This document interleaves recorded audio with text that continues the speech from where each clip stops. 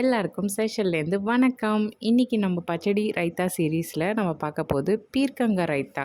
அதுக்கு நம்ம பீர்க்கங்காயோட தோல் எடுத்துக்கணும்.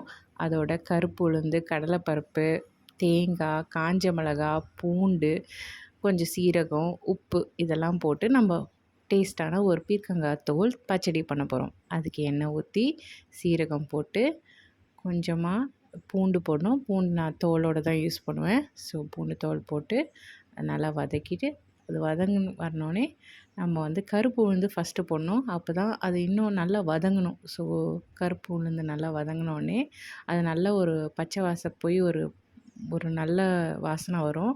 அப்போ நம்ம கடலைப்பருப்பும் போடணும்.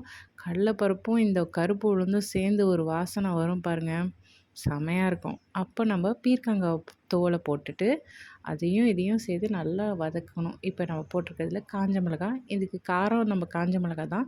ஸோ உங்களுக்கு காரம் நிறைய வேணுன்னா நீங்கள் இன்னொரு காஞ்ச மிளகாவும் போட்டுக்கலாம். தேங்காய் போட்டு உப்பு போட்டு நல்லா வதக்கணும். கொஞ்சம் வதங்கி முடிஞ்சோடனே நம்ம ஆஃப் பண்ணிவிட்டு மிக்சியில் போட்டு அரைச்சிக்கணும். ஃபஸ்ட்டு ஒரு சுற்று விட்டோன்னே இப்படி இருக்கும். அப்போ கொஞ்சம் தண்ணி போட்டு இந்த மாதிரி கொரன்னு அரைச்சிக்கணும்.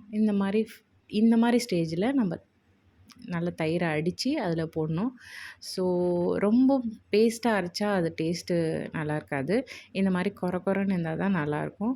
ஸோ அந்த மாதிரி கோர்ஸ் பேஸ்ட் வந்தோடனே அதை நம்ம தயிரில் போட்டு மிக்ஸ் பண்ணி நான் வச்சுக்கிட்ட காம்பினேஷன் சப்பாத்தி பீர்க்கங்காய் தோல் பச்சடி. இது ரைஸ்க்கும் வச்சுக்கலாம். பட் இந்த காம்பினேஷன் ஒரு டிஃப்ரெண்ட்டான காம்பினேஷனாக இருக்கும். ட்ரை பண்ணுங்கள். நீங்கள் ட்ரை பண்ணி எனக்கு கமெண்ட்ஸில் சொல்லுங்கள். இந்த செஷல்ஸில் நம்ம ஜன்னலில் எட்டி பார்த்தா இந்த மாதிரி ஒரு இயற்கையான காட்சி இருக்கும். ஸோ இதோட இனிய நாள் வாழ்த்துக்கள்.